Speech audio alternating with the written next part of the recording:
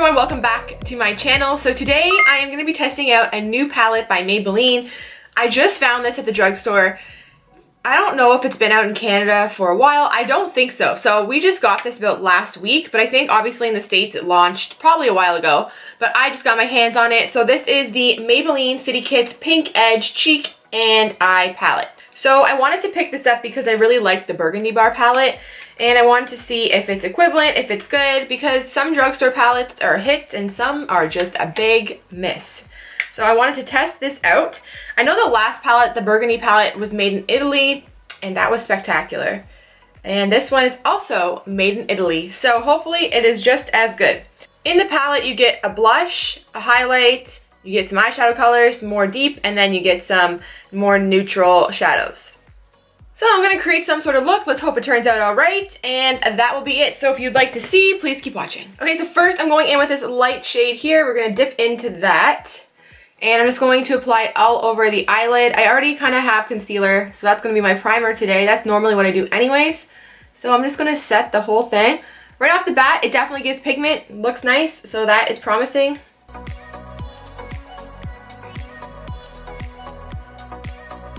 I'm just going to go in with this highlight shade a little bit, and I'm going to...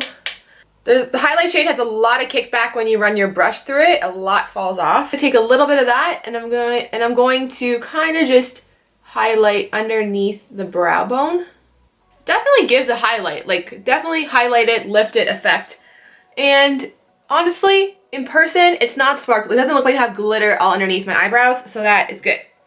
Now, usually I go in with a warm brown in my crease, but today we're just going to do something different because it doesn't have a warm brown. These shades are actually cool toned, so usually I don't even use cool tone eyeshadows, but you know, YOLO, gotta live life. Okay, I'm going to dip into this purpley kind of shadow here. I find that the shadows don't have a ton of kickback like the highlight did. Like if you can tell, like I'm just like dipping my brush in and there's not a mess happening. So I'm going to take this purpley shade. I'm just going to start to work that into the crease. I find these colors of shadows are very romantic. I can't describe it, but it just creates a very romantic eye, these sort of purpley, cool tones. So as you can tell, it definitely is pigmented. I find it's blending out, like there's no really issue with it blending. It's not patchy, so obviously it's not the most pigmented shadow I've ever used in my entire life, but it obviously isn't bad and it's blending out fine, so that is promising. So I'm also going to take the same shade and dust it underneath the lower lash line. I will list everything that's on my face that I used prior to this video, all my foundation and bronzer and everything, just in case anyone's wondering what anything is. I'll list it down below in the description box. I'm going to go in with this darker purple shade to intensify the crease. So I'm just going to keep it in the socket of the eye and not bring it up any higher at all.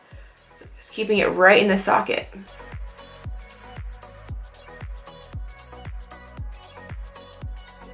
I'm going to take a little bit more of that shade and run it underneath the lower lash line, but just keeping it right here. Like I'm not moving it past this point. It's staying in the corner of my eye.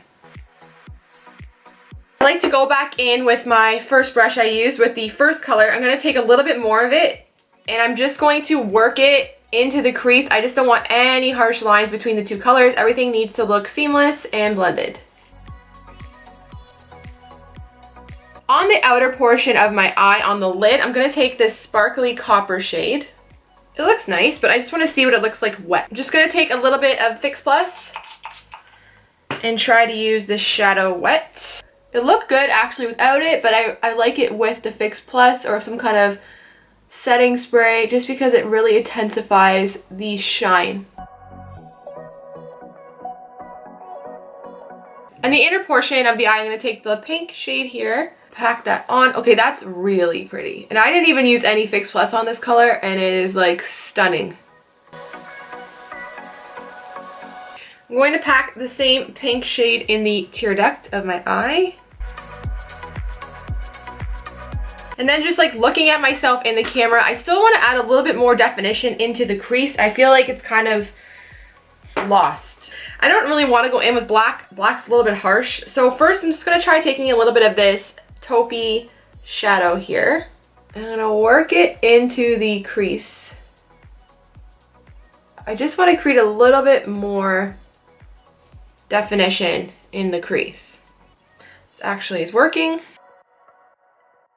Okay, so in the lower waterline here, I'm gonna go in with the Joe Fresh. This is the Kajal pencil in Burgundy. Okay, so I'm just gonna take that and I'm gonna run it into the waterline here.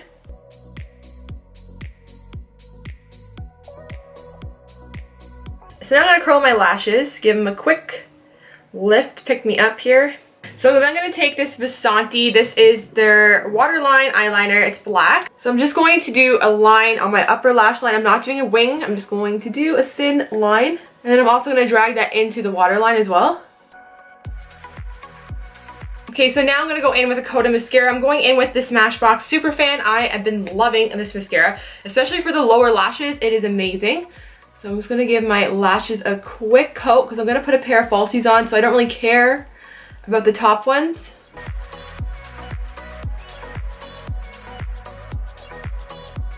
I'm going to go in and pair with my Ardell Demi Wispies for the lashes today. I like these lashes because they look like natural, real lashes, and it's for daytime, like I'm going out. It's only like 10 in the morning, and I'm going to a 1-year-old birthday party, so I don't want like big ass lashes on right now. So I'm just gonna take a pair of these and stick them on. Okay, so while my eyelashes are drying, I'm gonna take this blush color. It's really pretty. Yeah, the blush and the highlight definitely have a lot of kickback to them.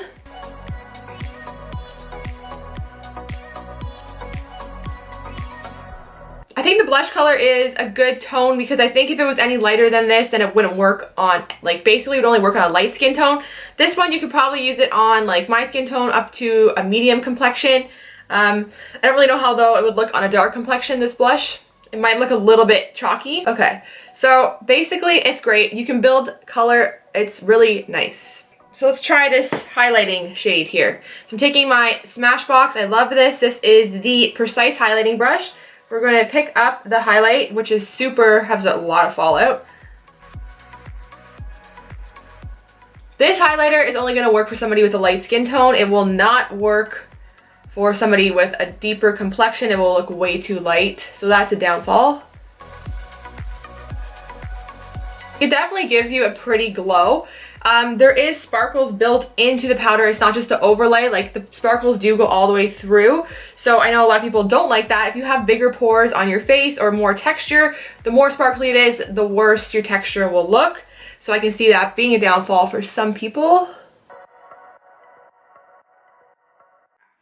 I ran out of space in my camera, so as I was applying this, it cut out. So I was taking the Maybelline, this is number 05 Loyalist for my lipstick. And then I'm going to take a Revlon. This is a really unique kind of gloss color. It is called 200. I can just say 200. So I'm going to take this. It's like a purpley color.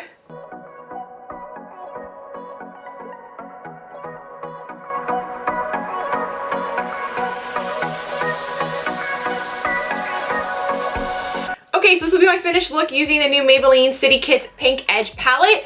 I do think this is a good palette. I think I created a really nice look with it. It's soft, it's romantic.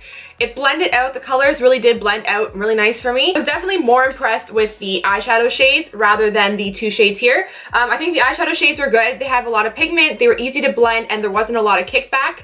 But when it came to these two shades here, I think the blush is very nice. It's pigmented, I like it. So I can't really say much about that. It did have like kickback to it, but the highlight is kind of disappointing.